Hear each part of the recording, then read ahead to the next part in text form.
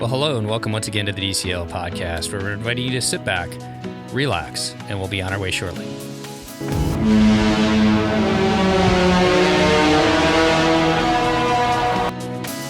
Well, welcome back to the DCL podcast, your podcast to help you cruise a little smarter, except for when we're not cruising, right, Christy? Right, but we are cruising. We are cruising. You know what? We are. I just put the Norway Adventures by Disney show up. I was just editing that this morning, and that's how I started the last one. And you're right. We are cruising on this one. It's already a long day, Steve, and it's early-ish for you. I know. We're just getting going. But I'd like to welcome back to the show all the way down in Texas. She's been just an amazing part of our podcast family, and we are good to get to talk to her about her family's latest trip. Welcome back to the show, Jennifer. How are you doing today? I'm good. How are you guys? Not too bad. Super excited to talk about this one because you went back on another river cruise with Adventures by Disney. We did. Yeah. We went on the Danube Christmas Markets cruise, I think 2019, right before, the world went into lockdown for a little while. And then this is our second river cruise.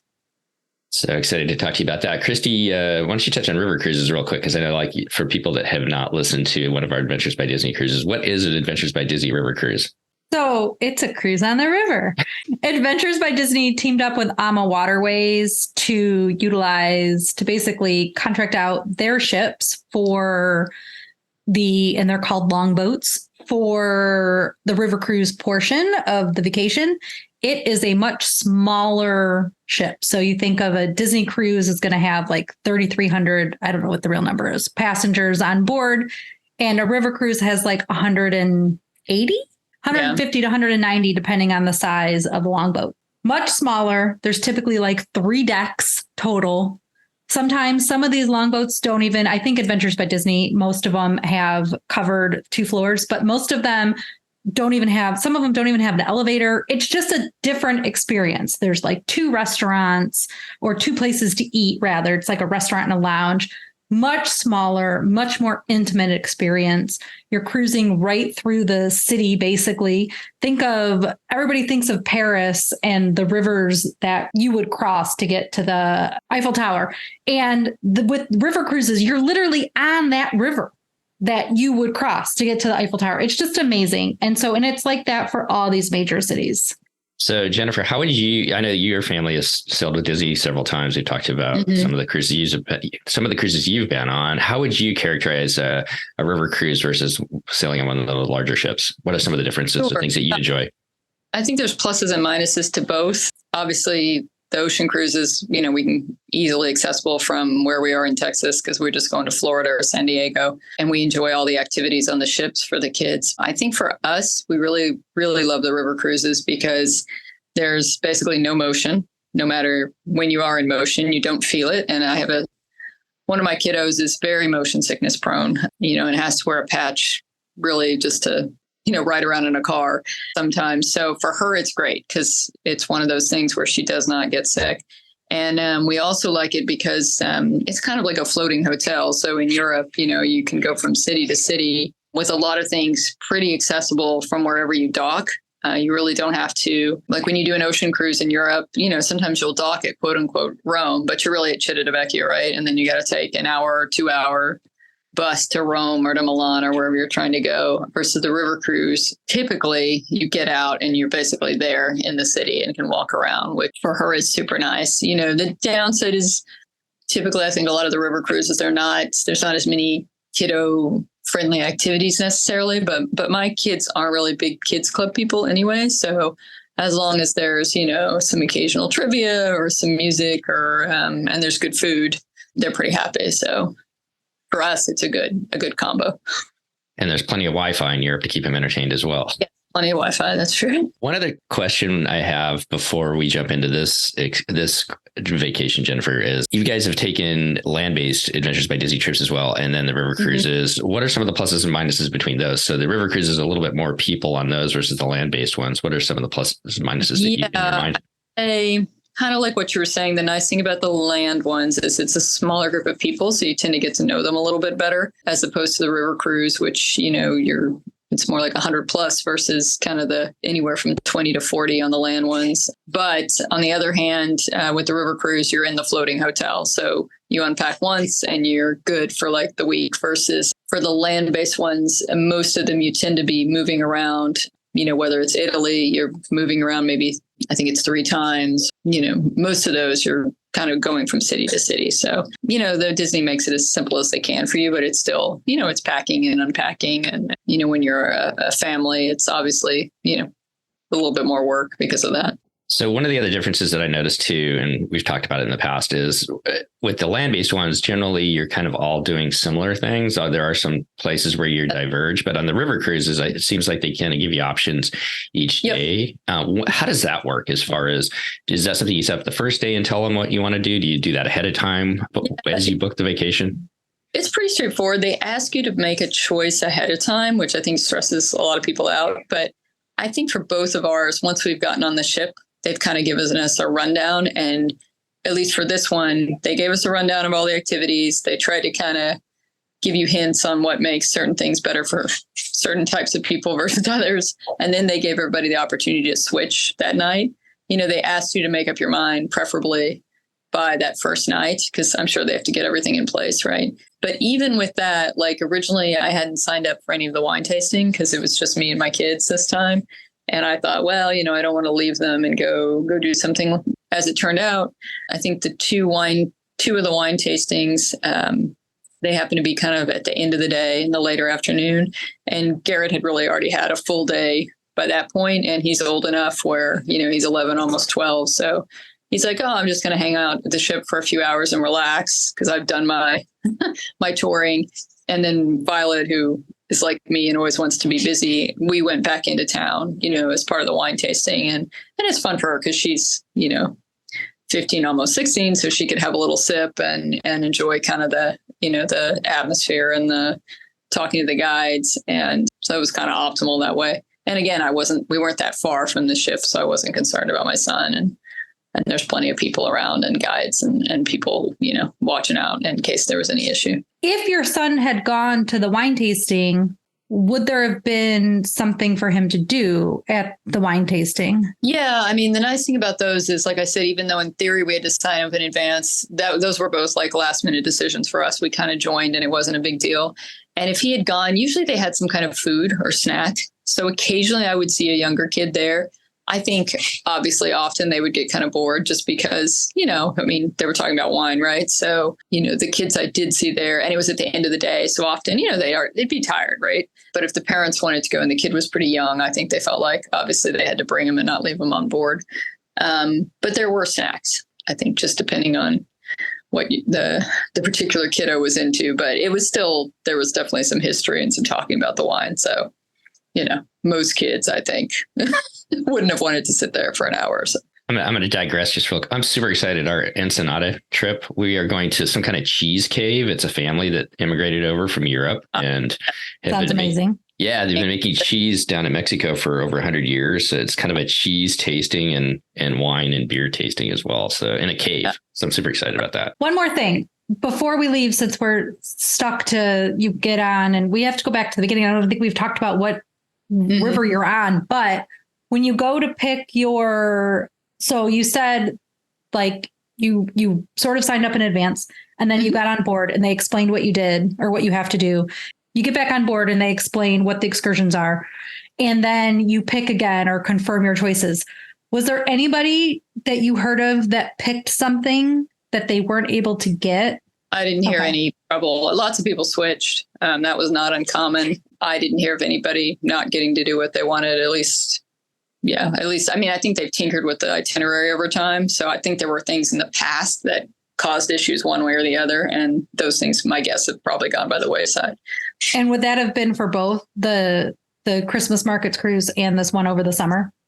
I think so. I don't remember switching any of our Christmas markets itinerary, to be honest. And I don't remember anybody having trouble getting what they wanted on that, but it's obviously been 3 or 4 years. So. And I'm, of course, Steve, a little bit extra inquisitive because my family has just paid off our Rhine River Cruise for this Christmas and with ABD. and I am needing to get all the information. Yes. So I would totally go back on the Christmas markets one to the Rhine in a heartbeat, just because I thought the Christmas market one was just so much fun. So, I mean, we really liked this one too. It's just, there's something about markets and that time of year. It's the pretty lights. Yes, exactly. I think honestly, the highlight for us is we're Texas. It's been 100 plus all summer. It's just a horrible summer. And I don't even think we realized how nice it was going to be, because the last 2 years we were in Europe, but we were in Italy and Greece, which were crazy hot. We got to Switzerland, of course, and they were like, oh, we're in a heat wave. And it was in like the low 80s, right? And most of the time it was 70s. And then in Germany and France and Amsterdam, 70s, the whole time, maybe a little bit of high 60s. It was so nice. So, I mean, just great weather in that part of the world. So a lot of different iterations of these river cruises down the Seine, the Danube, and then the Rhine. And each one of them has kind of focuses on different activities too. The Rhine, well known for the wine region that you travel through in Germany. Why did you pick this one, and how did it work? Your kids are a little bit older, so how did it work with them? It worked great.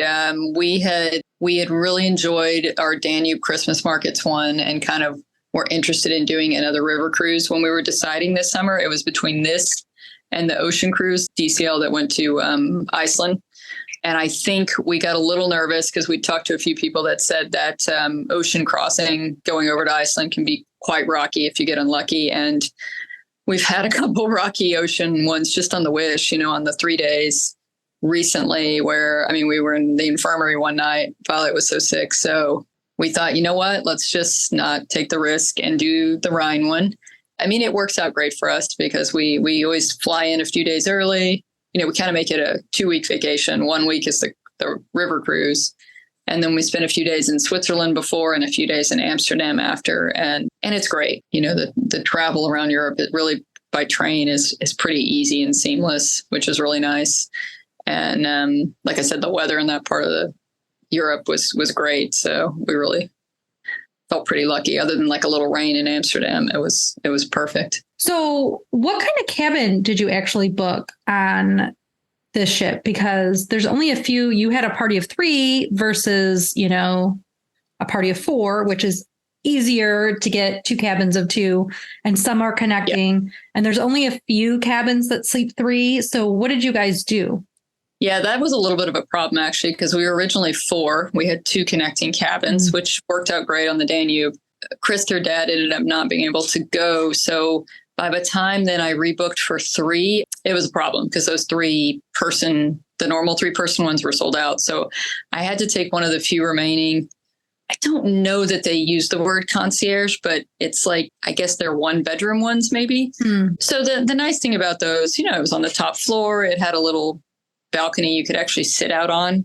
Not that you really end up using that because you're on the deck a lot on a river cruise or in the kind of main sitting area. But it was nice. We had a nice large room. We were all together. It had sort of a bedroom area and then a connected kind of living space that had a couch bed, basically, so my daughter and I took the big bed and my son reluctantly took the couch bed. But it was all, it was very comfortable.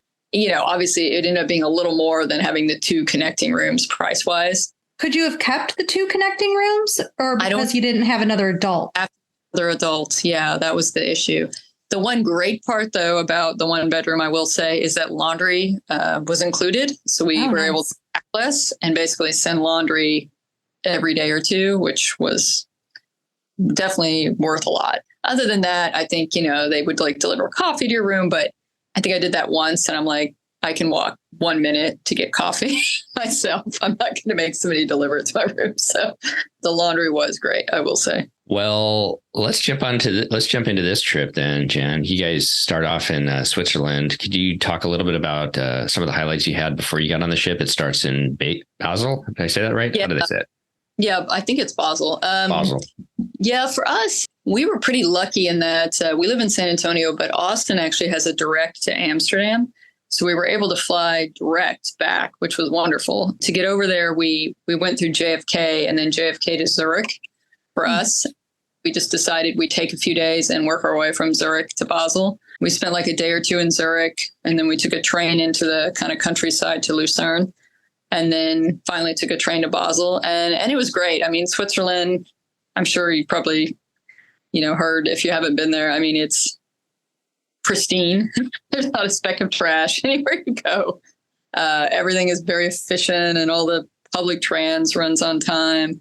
The weather was great. So, I mean, it was great. We loved Zurich. We did like a cheese tasting class where you also then got to make a chocolate souffle, which was very fun. So you cook, you made it and then got to eat it, obviously. And then we spent some time in Lucerne hiking around. I think it's Mount Pilatus or Pilatus is how you say it. And rode the gondola and did a toboggan ride, and it's just gorgeous there. So nothing but good things to say about Switzerland, other than it is expensive.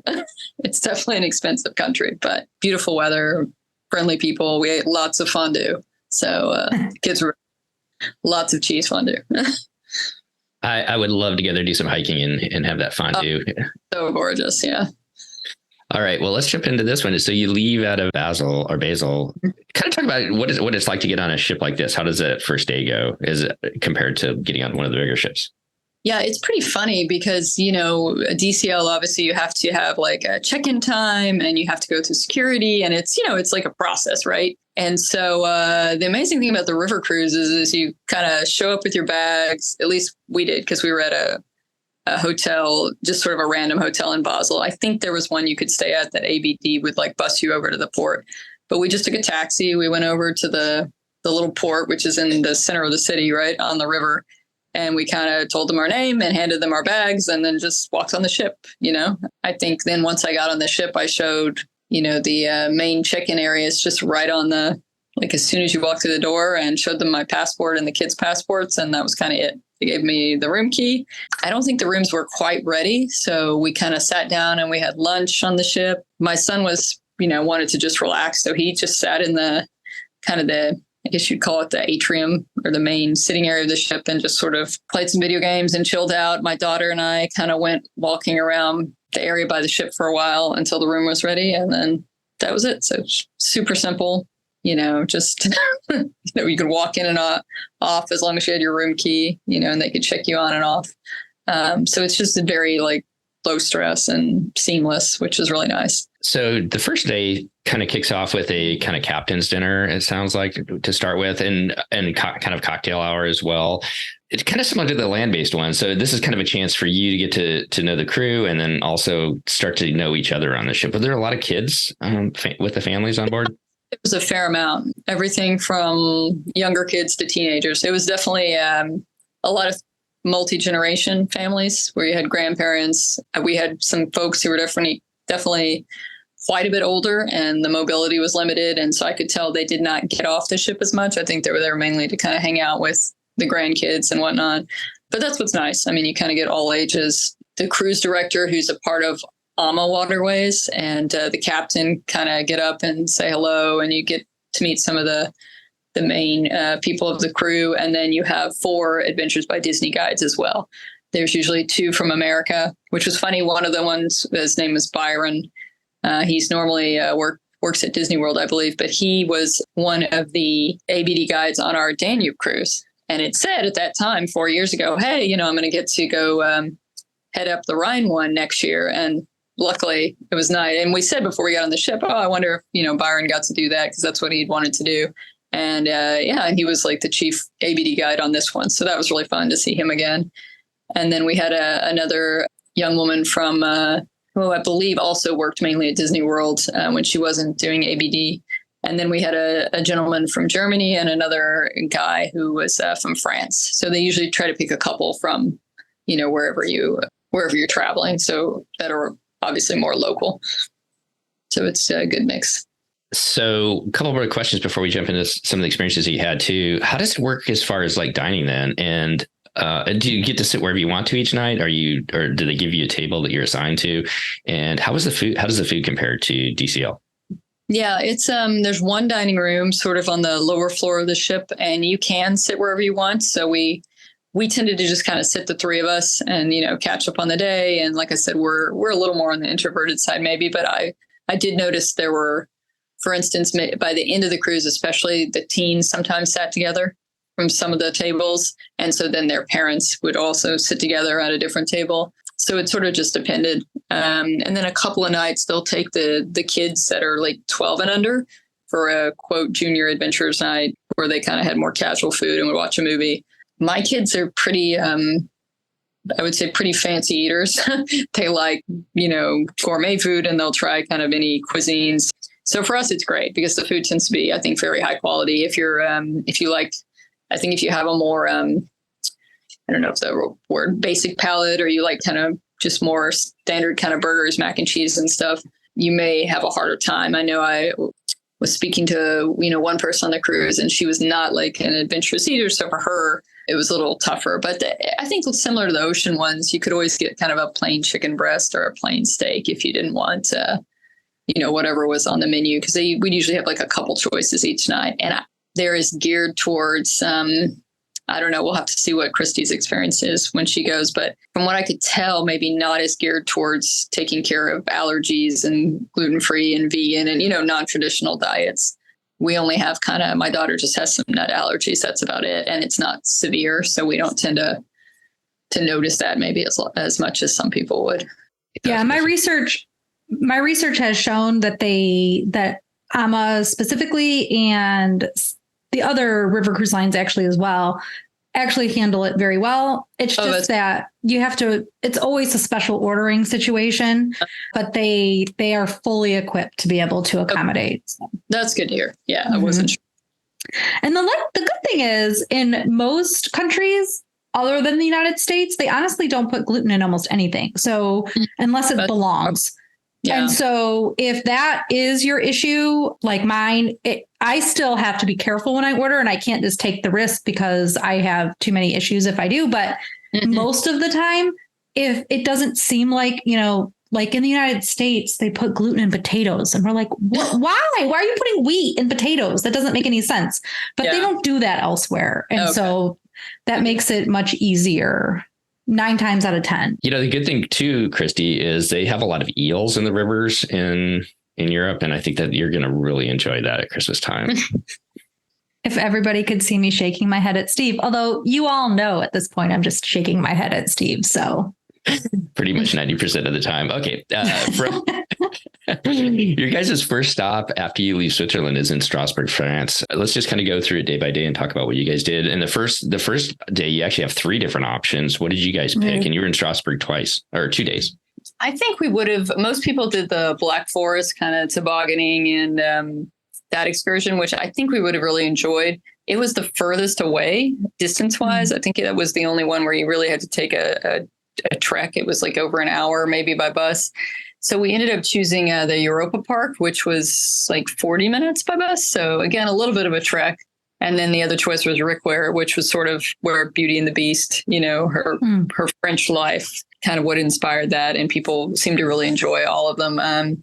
Europa, it ended up only being like 7 or 8 of us. But we had a blast. I mean, it was very bizarre. It was like Bizarro Disneyland, right? It had a mouse mascot it was clearly inspired by Disneyland, but everything was kind of very off. But they had countries like Epcot. So countries from all around, like at least 20 of them. They had all these rides, which were similar, but different. So like their Space Mountain was a Moulin Rouge themed indoor dark coaster.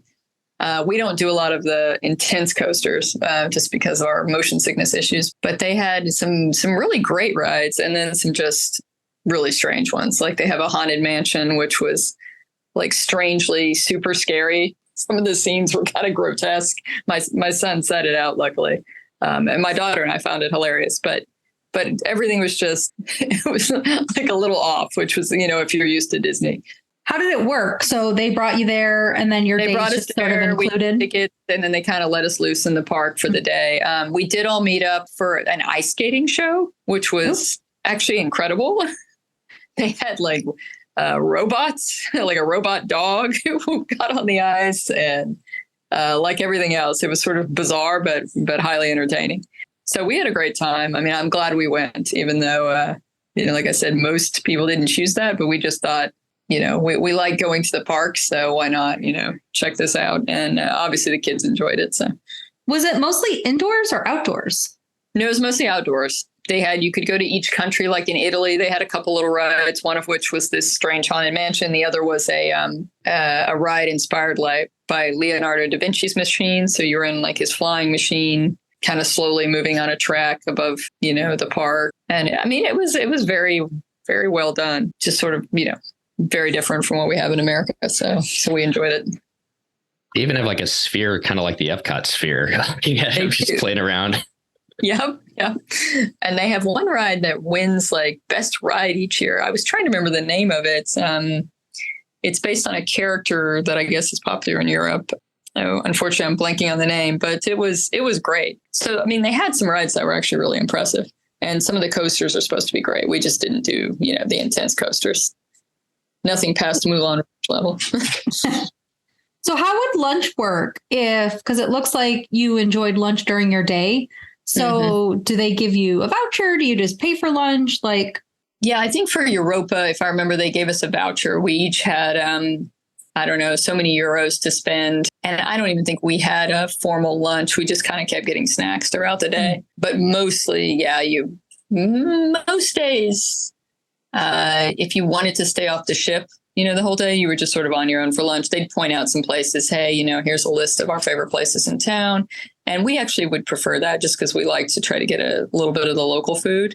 I mean, the food on the ship was very good. And I think we went back to eat lunch on the ship once or twice, but usually we would kind of stay out. If anybody wants to check it out, it's Europa, EUROPA park.de. And they got a really good website. You can book hotels and all the food and everything else on it. So kind of cool. Yeah, it was nice. So let's turn to the next day. You spend 2 days in Strasbourg. What did you guys have planned then? The second day, I think you had a choice between a canoe trip, taking a canal boat tour, and seeing the Strasbourg Cathedral. We chose the latter because the canoe there were 2 people per canoe. And so we didn't want, one of my kids to have to be on their own. We figured they wouldn't be allowed in the canoe together, nor would that be probably a good idea.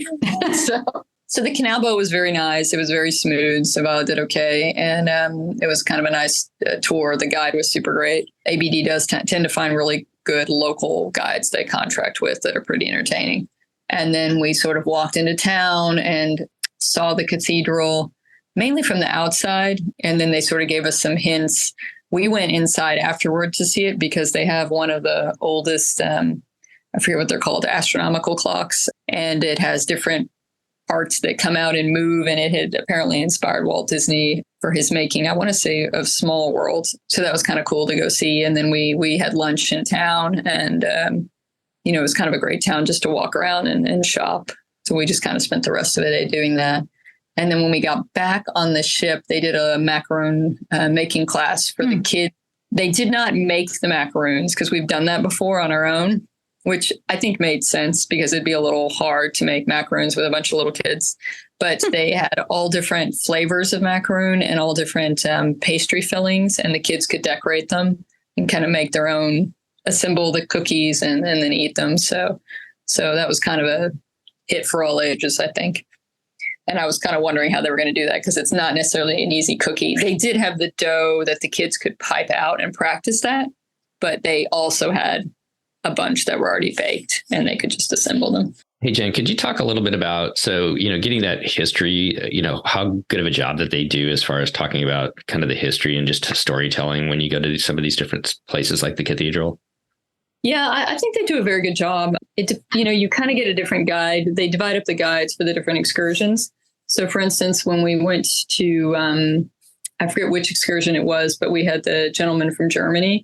And it was really affecting, I think, to hear him talk about, he talked about not being proud to be a German for a long time growing up, kind of still the fallout from, the world wars. And then just, I think, talked about, he was a big soccer fan and just talked about one year Germany did well in the World Cup and they didn't win, but, just that sort of brought a sense of pride back and made it okay to be German again. And just, I think hearing those when the guides talk about their own experience growing up and their families. And so that's really nice. And then the local guides, like I said, they, some are probably better than others, but often they get people that just are really good about engaging the kids. And because we've done a lot of private tours on our own too. And those, sometimes you get a great guide, but not always. And it just sort of makes you appreciate when you do get one that really can hold the kid and the adult's attention, I think it can be really impactful for kids. Sometimes as adults, we think, oh, they're going to be bored by it. But I know over the years, our kids are, some of those stories like that, well, those are the things that they talk about later over the dinner table, months later. So. Yeah, no, it's amazing what kids remember. Sometimes I think they're not paying attention, but then they say, they mention something and you're like, oh, okay, they actually did tune in. Agree. Well, from Strasbourg, you leave France and you're into Germany over to Mannheim. What do you guys have planned there? In Mannheim, I'm trying to remember what we did in Mannheim. That was the one where we all went, I think, to the Heidelberg Castle. And they divided us up into groups, and it's basically the ruins of a castle at this point, but you tour the ground and they talk about, the history of the castle. Then we were kind of able to walk around town. So we got some lunch on our own and, enjoyed the city. My kids are big fans of what's called a chimney cake, that they ate those on the Danube cruise a lot, which it's kind of like a dough that almost like a churro dough, and it formed into a spiral. And so we got those in a couple different cities. So they were always on the lookout for chimney cakes. I love the fact that they kind of break it up a little bit too. So you have, on this day, you've got something to do in the morning, but then in the afternoon, you can kind of really explore the city if you want to get out and walk around and enjoy it. Yeah, that's why it's a good mix. Because like I said, Garrett kind of wears out sometimes and, is less interested about kind of going. And, you don't want to exhaust the kids because I have the tendency to book us dusk till dawn if left to my own devices. But this was a nice compromise because he could relax in the afternoon and my daughter and I could keep walking around if we wanted. So this is an odd segue, but I'm excited to hear about day 5 when you went to Rüdesheim, because when we used to fly to Frankfurt when I was in the military, we always flew right over Rüdesheim for whatever reason going on into Frankfurt. And I've always wondered what's down there, because you can see this little village and everything like that. So could you talk about that? Yeah, I think this was one of the highlights because the little town is very cool and had a lot of fun cafes that actually Violet and I hung out in. But you go to, it's called Siegfried's Mechanical Music Cabinet Museum, and they have all these crazy old contraptions that one of them had all the instruments of an orchestra in it. And it's, and they turn it on and all the instruments play. And there's just all these bizarre old timey, basically enormous music boxes in a way. And then they had included these little birds who would sing in little bird cages, which obviously that had been an inspiration for Walt Disney, for I guess the Tiki Room, I would presume. And apparently he had one of these, and there was only a few left because they don't make them anymore. They just have this one guy who's still around who repairs them even. And I guess when he's gone, that'll kind of be it. But it was a very cool, quirky, place. And just something Disney's pretty good about finding things like that, which we wouldn't necessarily think to go check out. We'd think, oh, that's weird, and not necessarily go in there, ends up being a big hit. So yeah, I think that was one of our favorite stops. And then in the afternoon, we were allowed to take the bikes out that the ship owned. And we didn't go too far, but we all we biked around a little bit, and we don't tend to do a lot of biking here in town because it's so hot. So that was fun. So was this one of the ones that you did wine tasting, because they offered that later in the evening or the afternoon? Yeah. My daughter and I went over. I think if I remember, this was one that had this really old kind of wine tasting cave. It was in an old hospital, actually, that was converted into now it houses wine. And they at least claim to have a wine from 1492, basically from Columbus time, which you can't drink, obviously, because it's acid now. But we were allowed to sniff the cork or whatever. So, the guy who runs it was there with his kids who kind of help him around the place now. So yeah, just kind of a fun, wine tasting is always great, but it was sort of I really liked it because it was, like I said, an old hospital. On this day, they also had a gondola ride. Did you guys experience that? Yeah, this was one where they just gave us the tickets and we could go on our own, and it went up to the top of kind of a hill in the town. And I think well, it was maybe called the Niederwald Monument. I forget. And then you could kind of see the monument, and it had, significance from World War II. We just sort of, like I said, we typically had really nice weather except for a little rain in Amsterdam. So we just sort of walked around the area and then took the gondola back down. What a great way to be able to kind of see the area. When we did that in Capri, that was like one of our favorite things, which I was not expecting that at all. So, yeah, to get up and see that. One of the, special things about sailing along the Rhine too, that they always talk about, and the different brochures. Do they have brochures anymore? They don't have brochures. It's just all TikTok, right? Or Instagram. No, there's brochures. But is to see all the iconic castles as you go through the gorge. Did you have any favorites? Did anything stand out? I mean, you don't have to say specifically a favorite castle or anything like that, but what was that like? Yeah, I think that was nice. They had a lady from the ship actually who was sort of I guess you could call her the cruise director, but she did narration. Excuse me, were you on the ship during this cruise? Yeah. Okay. You're so everybody's kind of on the top deck. My kids, I mean, it was like 3 hours of castle. So I would say the kids kind of took turns. One of them sat with me for like an hour, and then the other one sat with me for an hour because there was only so much of that they could take in. Yeah, there was like one kind of funny castle it was like small and very well preserved. That was almost like in the center of the river on a little island of dirt. But she kind of told a great story about that one. Obviously the evil robber baron or whatever who had punished his subjects and they came back to, haunt him in this castle. And so, I mean, that's what you tended to remember, kind of the stories that she told, from the various places. But it was really nice. Everybody kind of sat on the top deck, and they had kind of hot chocolate for kids and wine for adults. And so it was just kind of a really pleasant way to see everything. And we were lucky because the Rhine had enough river water that we were able to actually cruise through it. I know obviously they've been struggling with droughts for the last few years. So sounds like grim fairy tale with some of the some of those stories. It was False Grafenstein Castle, I think is what it is. I just pulled up a picture. It's a really cool little castle. You want me to spell that for you, Christy? No. Anyways, but yeah, that I think that would be kind of a cool thing. My kids would probably get bored after the first couple as well, but I would love to hear some of the stories around it. So from there, you're on to Cologne, Germany. I've actually been there, and the cathedral there is amazing. It is. Oh, it's beautiful. So big. Talk about that day. Yeah, it's a beautiful cathedral. I think we had a choice. You could do like a pub crawl. We basically all did a city tour, all in small groups, and all did the same tour. And then they sort of gave you tickets where you could go to the Fragrance Museum. I think one of the guides went, if you wanted to do that. The Chocolate Museum was on your own, which we did, or you could do the pub crawl, kind of the same thing we'd been doing. We took my son back to the ship, and Bot and I walked around for a while and did some, shopping and sightseeing. But the tour of the city was really fun. Our guide was great and kind of pointed out, interesting stories about the architecture and the sites there. So, it's they do a really good job running all the small group tours, I think. With the different, go to the different cafes and shopping and stuff like that, how do you get euros, or how do you buy? That's a question a lot of people have that haven't been to Europe before. Do you get money out of the bank machines, or you can?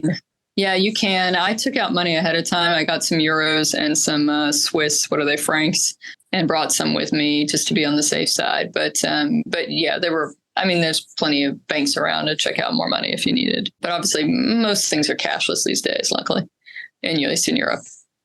I don't think this is as big a factor anymore, but definitely if you're going to Europe, make sure that you find out make sure that your credit card does not include foreign transaction fees. Yes. So that is a good suggestion. Yeah. It talks also about früh shopping. So kind of getting together with the guides, having some sausage and pretzels. Is that the pub crawl? Yeah, I think that's the pub crawl. Yeah. So I can't believe your cruise is over already. Like, this has gone by way too fast for it to be done. And Amsterdam was great. I mean, I kind of heard mixed things from people that had been there, but we really loved it. I mean, it's like Venice, but much easier for us because the canals are small and there's a million of them, but they're all bridges everywhere. So you could walk everywhere, which was really nice. Versus Venice, we had to take boats. So before we go to Amsterdam, though, and this, I realize now that they did your farewell sort of dinner, but before, and it's because people were going to have all day activities in Amsterdam. Probably.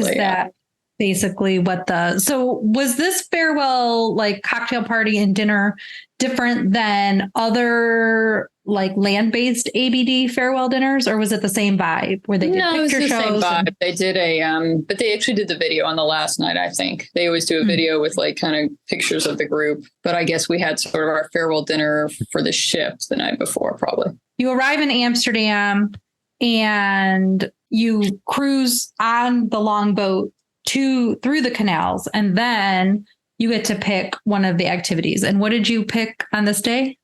Yeah, this was only one I think where we kind of had a miss. We picked the Rembrandt House Museum, which was fairly dry. And as my kids pointed out, there was not really any Rembrandt in there. You know, it was just more seeing his house, a recreation of his house, you know, which was, I think, a little boring for them.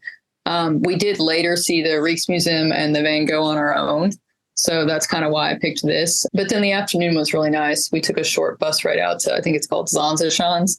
And it's sort of your Dutch village with the windmills. And, we could buy cheese and decorate a clog. And, that was sort of very kind of the Dutch countryside experience. And then we disembarked the next morning and spent a day or two in Amsterdam on our own, which is where we saw, kind of the other major museums. We did a food tour. We did kind of a walking tour. So kind of got to enjoy the city for another day or two, and then flew back on a Saturday. So we would have Sunday to unpack, which was a better choice than I usually make to fly back last minute.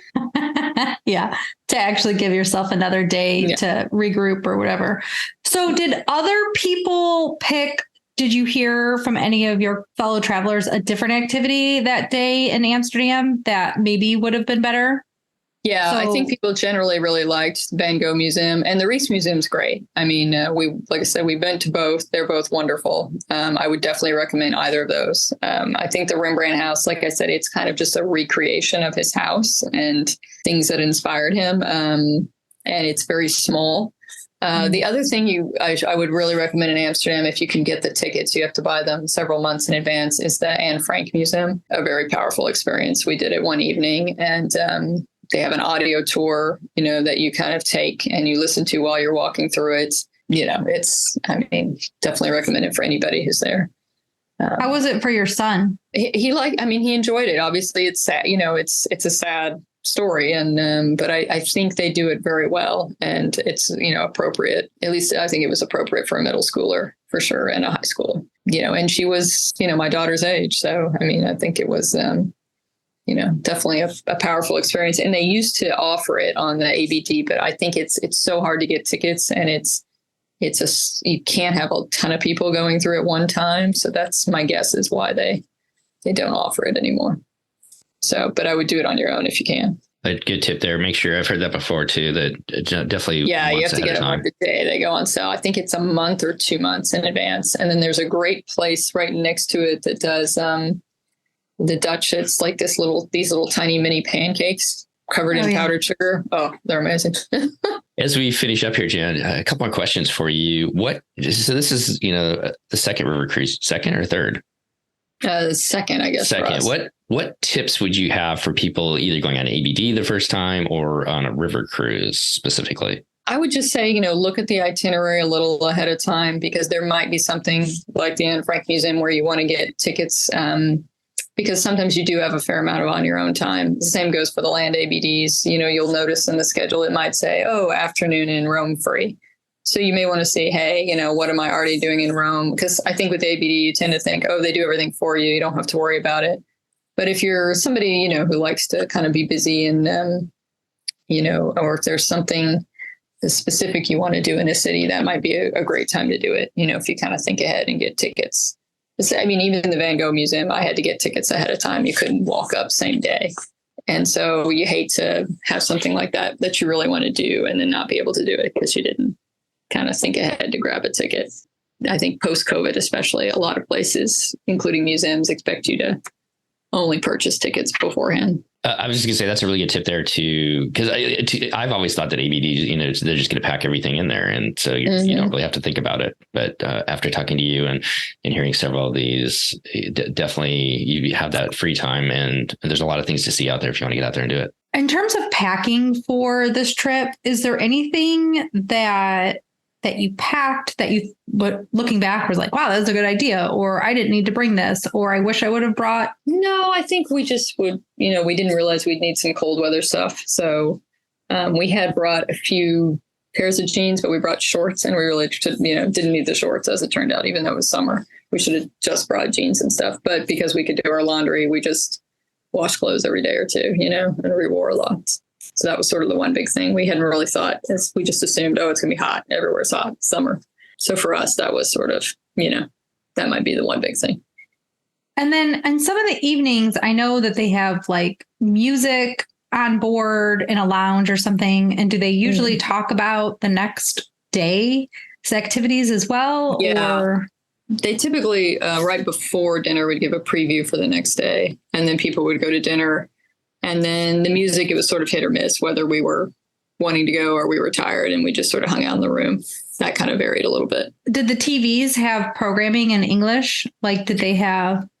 Yeah, they had some preloaded movies, some. So again, we watched like a Mission Impossible movie. I think that, over a couple nights, but mostly the kids just sort of watched things they downloaded on their iPads, and I read, and we just sort of relaxed and tried to get to bed at a reasonable hour. And then what about any other activities on board? Did they have like board games that people could play, or do you think people brought their own? Or I think a lot of people brought their own cards and things. They did have a trivia one night. I think we did. They had a bingo night. We did. So some activities like that. And then music, I think, every night. Well, what an amazing trip for you and the kids this time, Jen. Thank you so much for coming back and sharing this experience with us and our listeners. Oh, for sure. Thank you guys for having me. I appreciate it. Thank you. I'm so excited. I know that you're a family that doesn't stay put, except for when you have to and work. Sometimes, like all of us have to. But what's next for you guys? I think our next big trip is we're gonna go to Iceland, just by land, and just southern Iceland, and the week before Christmas. So it's going to be very dark and very cold, but maybe we'll see some northern lights. So we're just going on our own. That's awesome. So it will be an adventure, I'm sure. But the kids wanted to go somewhere cold. So you know what? It's going to be cold. Yeah. Since you kids are a little bit more adventurous food eating, and you are too, we've got some friends that are over there right now, and they showed a little toothpick because they were trying the fermented shark. I've heard about that. Yes, I'm sure we will try it. It's going to be gross. I used to love watching Anthony Bourdain when he was still alive, and his shows and everything like that. And to this day, I still remember. I think that's the worst thing he's ever eaten. And he's tried stuff all over the world. But he took like this was like a pretty small thing, and then they chased it with their like kind of anise sort of alcohol or something like that. So, well, looking forward to it. I want to see a picture, and I can't wait for you to report back. Will do.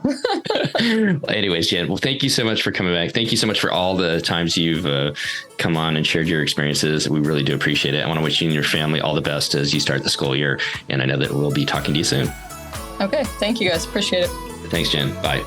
Well, that's going to wrap up our show. Once again, we want to thank Jen for coming on and sharing her family's adventure sailing down the Rhine on their Adventures by Disney River Cruise.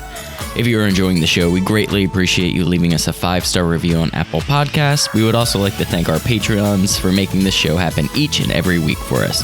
You too can help support the show by joining our community by visiting patreon.com/DCL podcast. Whether you are boarding a cruise, enjoying a trip to the parks, or adventuring outside of Disney, on behalf of myself, Steve, Christy, and Nova, we want to wish you smooth sailing and safe travels. And we'll see you next time on the DCL podcast. The DCL podcast is not affiliated with the Disney Cruise Line, Walt Disney Company, Adventures by Disney, or Run Disney. All of the opinions expressed on our shows are those of the hosts and the guests who appear on the show. If you have any questions about any of these products, please contact the Walt Disney Company.